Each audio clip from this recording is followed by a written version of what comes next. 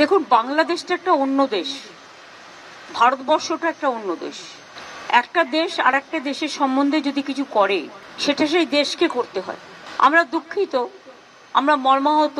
অনেক মানুষ আগেও মারা গেছে, এখনো অত্যাচারিত হচ্ছে, আগেও আন্দোলনেও অনেক ছাত্রছাত্রীরা মারা গেছে এবং আজও তার রেস চলছে। এবং আমরা তো কেউ ঘটনাটাকে সমর্থন করছি না। যে কোনো ঘটনায় যে কোনো ধর্মের ওপরেই হোক না কেন, আমরা সেটাকে সমর্থন করি না। কিন্তু এক্ষেত্রে আমাদের ভূমিকা খুব লিমিটেড। তার কারণ এটা হচ্ছে, যেহেতু আমরা আলাদা দেশ, বাংলাদেশ আলাদা দেশ, এটা ইন্ডিয়া গভর্নমেন্ট বাংলাদেশ গভর্নমেন্টের সাথে কথা বলতে পারি, বলে অ্যাকশন নিতে পারেন। আমরা এটুকু বলতে পারি যে আমরা এক্সটার্নাল অ্যাফেয়ার্স পলিসির ব্যাপারে তৃণমূল কংগ্রেসের স্ট্যান্ড হচ্ছে যে যখনই গভর্নমেন্টে থাকুক না কেন, আমরা গভর্নমেন্টের স্ট্যান্ডটাকে সাপোর্ট করি। কাজেই আমাদের বক্তব্য খুব পরিষ্কার, কোনো ধর্মের ওপরে, কোনো বর্ণের ওপরে, কোনো জাতির ওপরে কোনো অত্যাচারই আমরা মানি না। না হিন্দু, না মুসলমান, না শিখ, না খ্রিস্টান, আমরা সবাই এক।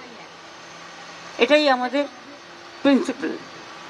সুতরাং বুঝলে, আমার কথা দিয়ে বুঝতে পারলেন, আমরা যেসব ঘটনা আজ নয় গত 1 বছর ধরে ঘটছে, প্রত্যেকটা ঘটনার জন্যই আমরা দুঃখিত। কিন্তু দুঃখিত হলেও আমরা যেহেতু একটা অন্য দেশের নাগরিক এবং আমাদের স্টেট গভর্নমেন্ট আছে, কিন্তু সেন্ট্রাল গভর্নমেন্টও আছে, সুতরাং এটা জিওআই মানে government of India can take up the matter with the Bangladesh government. এটা বোথ দ্য কান্ট্রিজ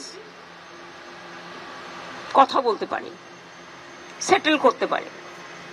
এক্ষেত্রে আমাদের তো কোনোভাবে ইনভলভ করা হয় না এবং আমরা জানিও না। তিস্তা ব্যাপারে চুক্তি হয়ে গেছিল, আপনারা জানেন, যে আমাদের জানানো হয়নি। কাজে আমাদের দিক থেকে আমরা বাংলাদেশকে ভালোবাসি, বাংলাদেশও আমাদের ইন্ডিয়াকে নিশ্চয়ই ভালোবাসে, বাংলাকেও ভালোবাসে। আমাদের ভাষা, সাহিত্য, পোশাক, পরিচ্ছদ সবই এক। রাজনৈতিকভাবে যাই মতাভেদ থাকুক না কেন, আমরা এটা নিশ্চয়ই চাই না যে কোনো ধর্মে ধর্মে বিভেদ হোক এবং তার কোনো রেশ কারো উপর পড়ুক, এটা আমরা কখনোই চাই না।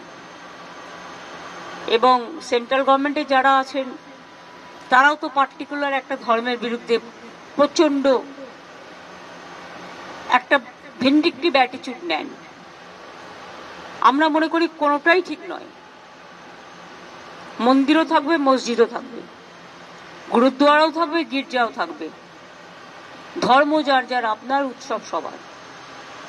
আমরা শান্তির পক্ষে, আমরা উন্নয়নের পক্ষ।